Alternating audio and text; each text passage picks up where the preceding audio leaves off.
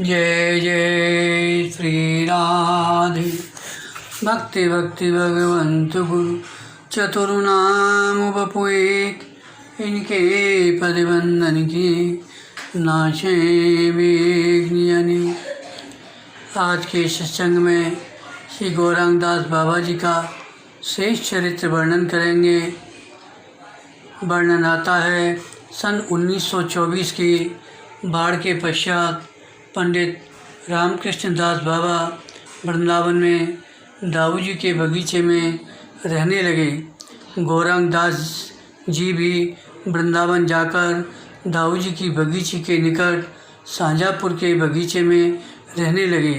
पंडित बाबा के आदेश से उन्होंने दाऊ जी की बगीचे में श्री वृंदावन महिमामृत की कथा आरंभ की।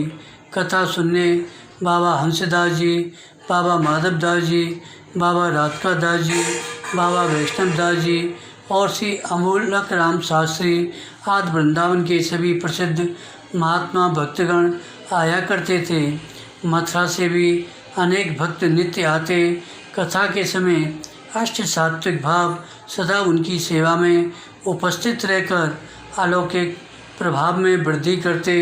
नेत्रों से अश्रुधार निरंतर बहती रहती, जो श्रोताओं के हृदय को सींचकर कथा के अनुकूल क्षेत्र तैयार करने में सहायक होती। जब बाबा श्री प्रभुरानंद सरस्वती पाद के मूल श्लोकों की व्याख्या के साथ विभिन्न वाणी ग्रंथों से प्रसंगानुकूल वाणियों की अपने मधुर कंठ से आवृत्ति करते, तो ऐसा प्रतीत होता जैसे रसकाचार्यगण स्वयं उनकी जिह्वा पर आरूढ़ हो अपनी अपनी वाणियों का गान कर रहे हों। बीच बीच में जिस लीला की कथा वे कहते होते, उसका विषय साक्षात उनके दिव्य चक्षुओं के समक्ष सामने आ जाता और वे उसके रसास्वादन में तल्लीन हो मूर्ति के समान आसन पर बैठे रह जाते। श्रोतागण बैठे रहते इस प्रतीक्षा में कब उनकी भाव समाधि भंग हो। दाऊ जी की बगीचे की इस कथा की अलौकिकता उस समय की कुछ अलौकिक घटनाओं से प्रतीत होती है, जिसका आज भी उस समय के कुछ श्रोता वर्णन करते हैं। नित्य कथा के समय एक अजगर न जाने कहाँ से आकर बगीचे में मेड़ पर स्थिर पड़ा रहता और कथा समाप्त होते ही चला जाता। पंडित बाबा कहा करते, कोई महापुरुष उस रूप में नित्य कथा सुनने आते हैं। जिस स्थान पर कथा होती थी वहाँ एक नीम के पेड़ की डाल कथावाचक के सिर पर इस तरह झुकी रहती कि संध्या से कुछ पहले ही अंधेरा होना शुरू हो जाता और कथा कुछ पहले ही समाप्त कर देनी पड़ती। श्रोतागण मन ही मन दुख पाते। एक दिन उस समय जब कथा नहीं हो रही थी, वह डाल अपने आप टूटकर गिर पड़ी। एक दिन कथा के समय लोग यह देखकर चकित रह गए, आकाश से बड़े बड़े पुष्प जो रुई के गोले की तरह सफ़ेद, देखने में बड़े आकर्षक हैं, कथा के स्थान पर गिर रहे हैं। लोग एक बार पुष्पों की तरफ देखते, एक बार पंडित बाबा की तरफ। पंडित बाबा ने कहा, देखते हो क्या हो? गौरांग दास की कथा में देवगण आकाश से पुष्प वृष्टि कर रहे हैं। बाबा गौरांग दास जी एक बार गुरुदेव के दर्शन करने कलकत्ते गए। उनके आदेश से उन्हें वहाँ की एक हरि सभा में हरि नाम की महिमा पर प्रवचन करने जाना पड़ा। हरि नाम की महिमा कहते कहते वे आवेश में बड़े प्रभावशाली ढंग से कहने लगे कि नाम में नामी से भी अधिक शक्ति है। ऐसा कोई भी कार्य नहीं जो नाम की शक्ति से न हो सके। मरा हुआ व्यक्ति भी नाम की शक्ति से जीवित हो सकता है। क्या नाम या उसकी महिमा का गान होता है, वहाँ काल भी जाते भय खाता है। ठीक उसी समय पास के वृक्ष से एक पक्षी का मृतदेह उनके सामने आ गिरा। सभी को लगा जैसे काल ने हरि नाम को चुनौती दी है, उस समय उनके हृदय में एक अपूर्व भाव का संचार हुआ, जिसका उन्होंने किसी अवसर पर अपने अंतरंग भक्तों से इस प्रकार वर्णन किया था।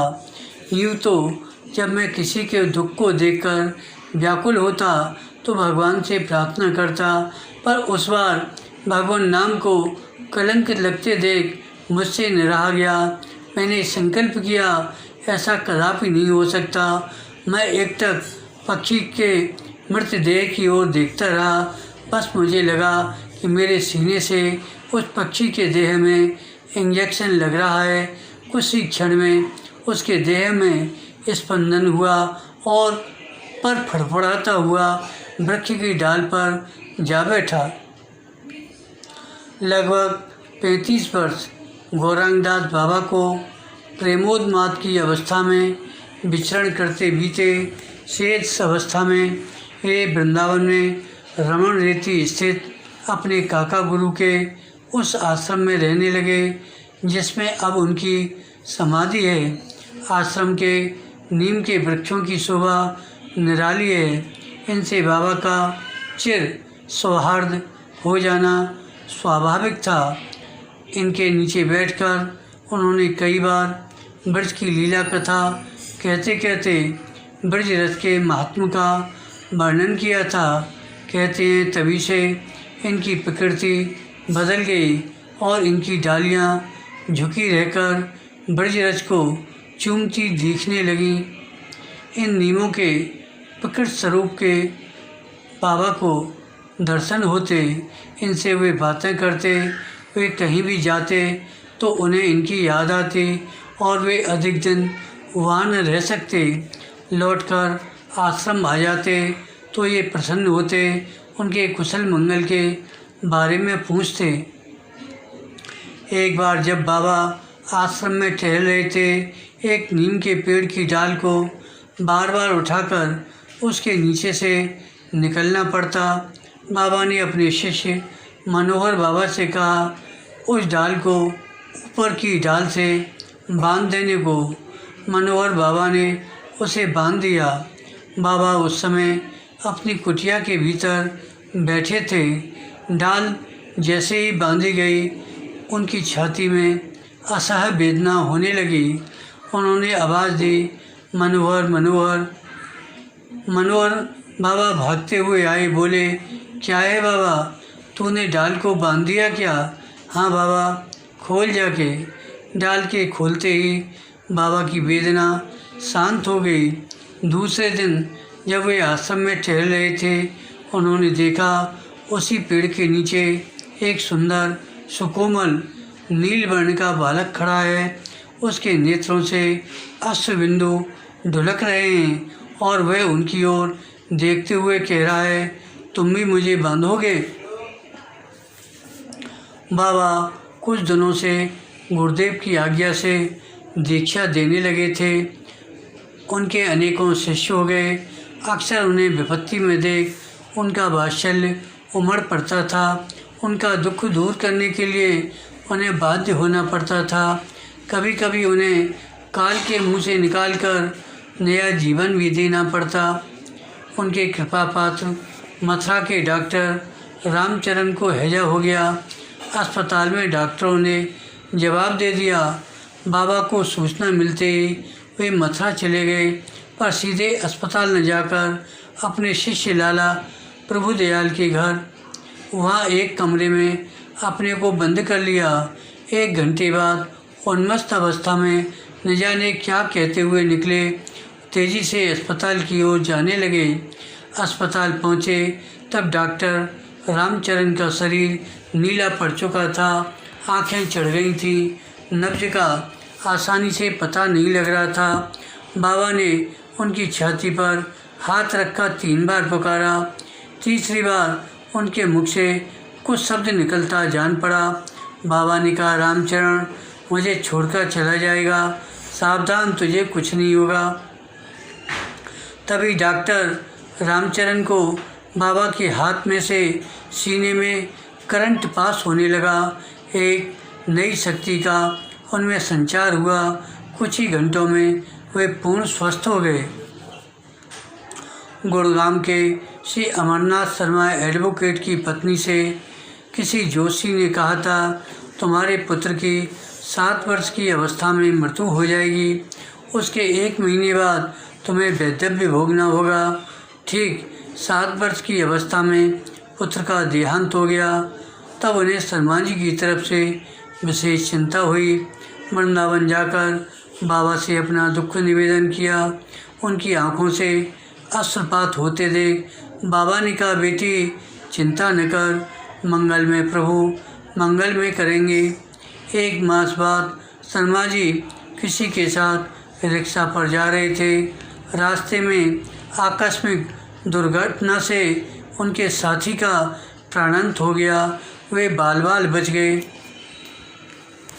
वर्णन आता है, जयपुर के एसपी श्री काशी प्रसाद श्रीवास्तव की पत्नी पेट में बच्चा मर जाने के कारण अस्पताल में मरणासन्न पड़ी थी।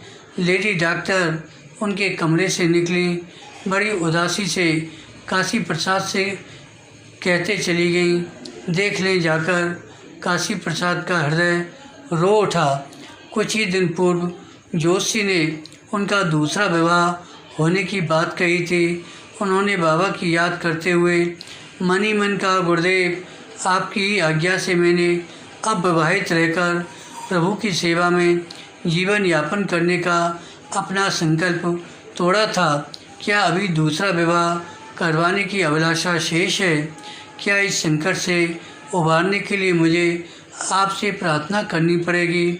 उसी समय उनकी पत्नी की सांस चल पड़ी। धीरे धीरे वे स्वस्थ होने लगीं। कुछ दिन बाद उन्होंने स्वप्न देखा, गुरुदेव उनसे कह रहे हैं, लाली अभी 9 नाव और खुलेंगी, नबी में बैठ जाना, पार हो जाएगी। पार हो जाने का अर्थ मर जाना नहीं था, संसार सागर पार कर राधा कृष्ण की दिव्य लीला में प्रवेश कर जाना था। 9 वर्ष बाद उनका शरीर छूट गया। काशी प्रसाद ने स्वप्न देखा, वे यमुना के किनारे पर श्री जी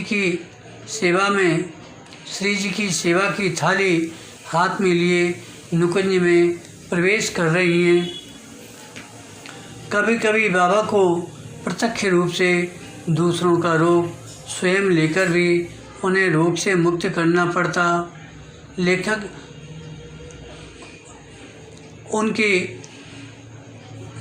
पुत्री को सरोज को लंगड़ाते देख उन्होंने पूछा, लाली तुझे क्या हो गया है?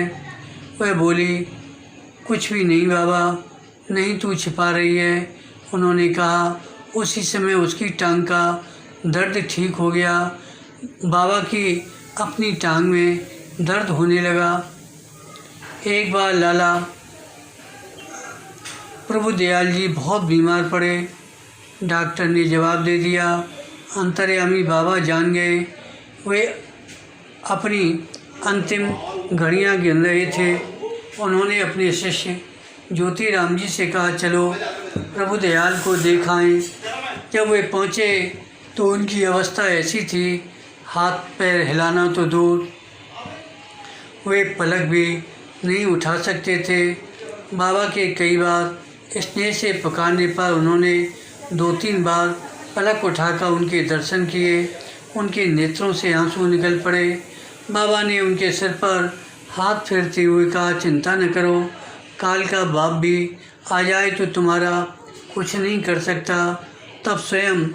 जब तक स्वयं राधा रानी तुम्हें अपनी गोद में नहीं लेंगी, ऐसी कोई शक्ति नहीं जो तुम्हें ले जा सके। फिर उनकी छाती पर हाथ रखकर कुछ क्षण चुप बैठे रहे। एकदम उनके हाथ में बिजली का सा झटका लगा।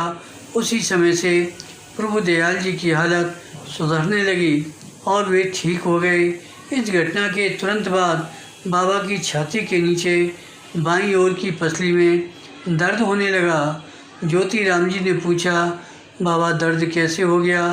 बाबा ने उत्तर दिया, यह वही है जो प्रभु दयाल के पास आया था, काल रूप में, चिंता न करो, चला जाएगा। स्वयं राधा रानी के गोद में लेने की बात बाबा अपने आश्रित जनों के संबंध में अक्सर कहा करते।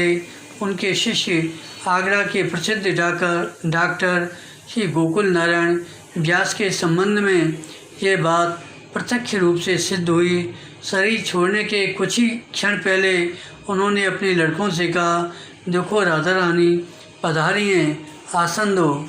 दीक्षा देते समय बाबा शिष्य के दोनों हाथ अपने दोनों हाथों में लेकर उन्हें राधा रानी की ओर बढ़ाते हुए नेत्रों से अश्रु विसर्जन करते हुए कहते, राधे करुणामयी, इसे अंगीकार करो। शिष्य को इस बात का बोध होता या न होता, पर उनकी भाव मुद्रा से यह स्पष्ट जान पड़ता।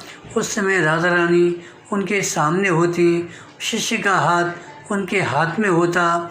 जिसे एक बार राधा रानी स्वीकार कर लें, उसे उन्हें छोड़ और किसकी सामर्थ्य जो ले जाए।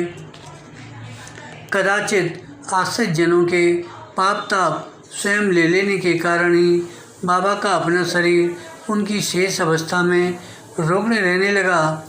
उन्हें डायबिटीज और ब्लड प्रेशर रहने लगा, पर इसका उनकी आंतरिक स्थिति से कोई संबंध नहीं था। एक बार लेखक उनके निकट बैठा चिंता कर रहा था। बाबा जैसे निष्पाप नामपरायण सिद्ध महापुरुष को रोक धोक क्यों? कहते हैं, एक हरिनाम जितने पापों को ध्वंस करने की शक्ति रखता है, उतने जीव की सामर्थ्य ही नहीं जो कर सके। फिर बाबा का तो जीवन ही नाम में है। अंतर्यामी बाबा ने लेखक के मन की बात जान ली। बोले, कपूर रवि ठाकुर का एक गान है। कवि कहते हैं, पथिक निर्जन मरुभूमि में अकेला चला जा रहा है। तूफान आता है, आकाश में काले बादल मंडराने लगते हैं। बिजली की तड़प और बादलों की गड़गड़ाहट से वह भयभीत होता है। काश वह जानता काले बादलों के पीछे सुंदर रास नृत्य हो रहा है और कोई बीच में खड़ा मंद मंद मुस्कुराता मुरली के मधुर स्वरों से आनंद बिखेर रहा है। बाबा की यही सहज स्थिति थी। कठिन से कठिन व्याधि में भी उनके मन प्राण श्री कृष्ण की दिव्य लीला में डूबे रहते। उनका हृदय आनंद से परिपूर्ण रहता। एक बार उनकी पीठ में विषैला फोड़ा हो गया। ऑपरेशन के लिए मथुरा के अस्पताल में भर्ती किया गया। डॉक्टर ने क्लोरोफार्म देने का उपक्रम किया। बाबा ने आग्रह कर किसी प्रकार डॉक्टर को बिना क्लोरोफार्म के ऑपरेशन करने को तैयार किया। उसने डरते डरते ऑपरेशन किया, पर बाबा ने उम्मीद नहीं की। ऑपरेशन के बाद डॉक्टर ने पूछा, बाबा इतना बड़ा ऑपरेशन आपको जरा भी कष्ट नहीं हुआ? बाबा ने उत्तर दिया, कष्ट शरीर को हुआ होगा, मन दूसरी ओर लगा था। डायबिटीज और ब्लड प्रेशर के कारण बाबा को कभी कभी मूर्छा आ जाती। मथुरा के किशोरी रमन कॉलेज के एक अध्यापक ने उनसे पूछा, बाबा आपको जब मूर्छा आती है तब कुछ भी सुध नहीं रहती? उन्होंने उत्तर दिया, नहीं कुछ सुध नहीं रहती, पर राधा नाम नहीं भूलता।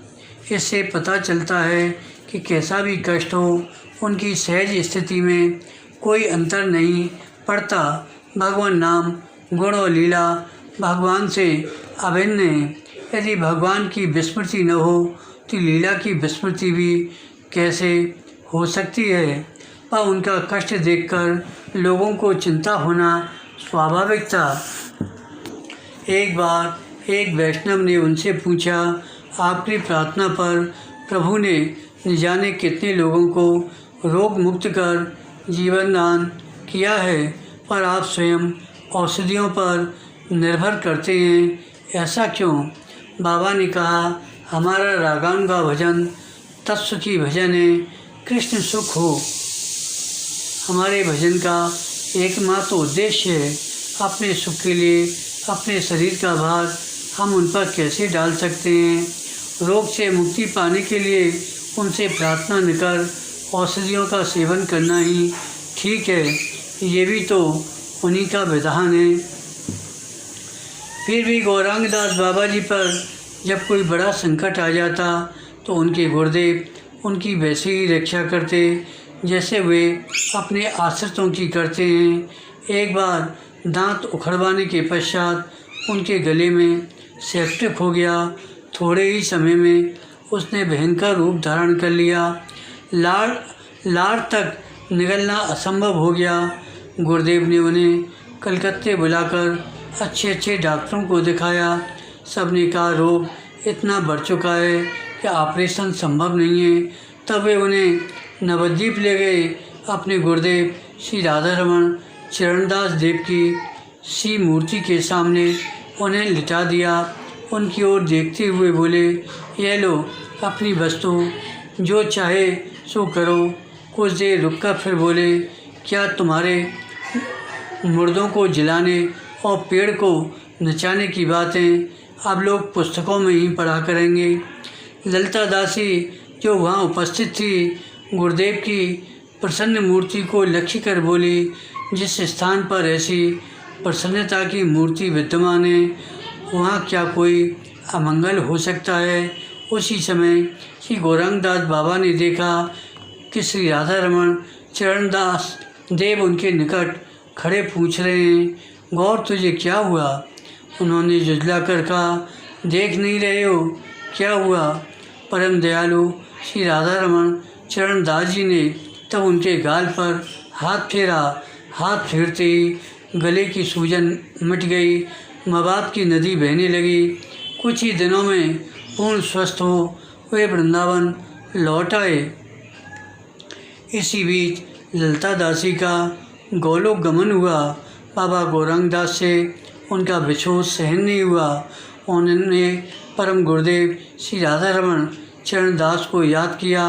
उनके सम्मुख होते ही उन्होंने प्रणय रोष में भर अभियोग किया, आपने दीदी को क्यों ले लिया? वे बोले, वह आना चाहती थी तो मैं क्या करता। कौन जाने गौरांग दास को भी इच्छा हुई दीदी से जा मिलने की। कुछ दिन बाद फिर बीमार पड़े। हालत कुछ अधिक खराब होती देखने लगी तो डॉक्टर गोकुल नारायण व्यास उन्हें अपने घर आगरा ले गए। वहाँ भी चिकित्सा से कोई लाभ नहीं हुआ। 15 दिन बाद जब यह भय होने लगा कहीं उनका शरीर आगरे में न छूट जाए तो वो उन्हें अपनी गाड़ी से वृंदावन पहुँचाए। जिस समय वे गाड़ी में वृंदावन जा रहे थे उनके शरीर में चेतना के कोई बाहर लक्षण नहीं थे। उसी समय कलकत्ते में श्री रामदास बाबा जी महाराज सेवा पूजा के अपने नित्य कृत्य में एक एक कर बहुत सी प्रसादी वस्तुओं का सेवन कर रहे थे। भावाविष्ट हो एक ही वस्तु का बार बार सेवन कर बीच बीच में चौंकने लगे।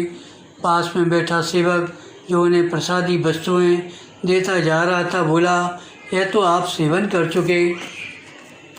तब उन्होंने आवेश में कहा, अरे गौरांग दास जा रहा है, देखूं कैसे चला जाएगा मुझसे पहले। इधर गौरांग दास जी को चेतना हो आई और स्वास्थ्य बिना किसी उपचार के अपने आप ठीक हो गया। लगभग 1 वर्ष बीत गया। एक दिन गौरांग दास जी आश्रम की खुली हवा में एक नीम के नीचे बैठे महाप्रभु के कुछ पद गा रहे थे। गाते गाते वे भाव समाधि में डूब गए। सेवकों ने देखा उनका मुखारविंद किसी दिव्य अनुभव के प्रकाश से आलोकित हो रहा है। उसी समय वे श्रीमन महाप्रभु और नित्यानंद प्रभु के साक्षात दर्शन कर रहे थे। श्रीमन महाप्रभु ने अपने करकमलों से उनका हाथ पकड़कर उन्हें नित्यानंद प्रभु के चरणों में समर्पित कर दिया था। कुछ ही दिन बाद सन 1953 के अगहन मास की कृष्णा चतुर्दशी को श्री रामदास बाबा जी महाराज कलकत्ते में अपने आश्रम में पूर्ण स्वस्थ अवस्था में रात्रि 2 बजे शैया से उठे। हाथ मुंह धोकर पूजा के आसन पर बैठे। सब आश्रम वासियों को बुलाकर कहा, मुझे ललिता दीदी बुला रही हैं, मैं जाऊंगा, तुम सब कीर्तन करो। साथ ही उन्होंने कीर्तन आरंभ किया। भज निताई गौर राधे श्याम, जप हरे कृष्ण हरे राम, कीर्तन ध्वनि नीरव रात्रि के शांत वातावरण में गूंज उठी। कुछ ही देर में उन्होंने हुंकार भरी, महावीर राधा रमण, महावीर राधा रमण, और वे अपने दिव्य देह से गोलोक में गुरुदेव श्री राधा रमण चरणदास देव और अपनी गुरु बहन ललिता दास जी से जा मिले। उसी दिन गौरांगदास बाबा के शिष्यों ने सुना उन्हें यह कहते, सब गया, मेरा बल, विद्या, बुद्धि सब गया। उसी समय से उन्होंने अन्न जल छूट गया। वे अर्धचेतन अवस्था में गंभीर मुद्रा में रहने लगे। धीरे धीरे चेतना बिल्कुल लोप होने लगी। ऐसी स्थिति में उनके प्राण पखेरु किसी भी समय श्री गुरुदेव का अनुगमन कर सकते थे, पर यह कार्य तो स्वयं महाप्रभु ने पहले से अपने ऊपर ले रखा था। वे किसी शुभ मुहूर्त की प्रतीक्षा में थे। आगैन मास सन 1953 की शुक्ला एकादशी थी। उस दिन भी शरतकालीन सूर्य की किरणें आश्रम के कोने कोने में व्याप्त थीं, पर वह आश्रम में दूर दूर से आए भक्तों के हृदय में छाए अंधियारे को स्पर्श नहीं कर पा रही थी।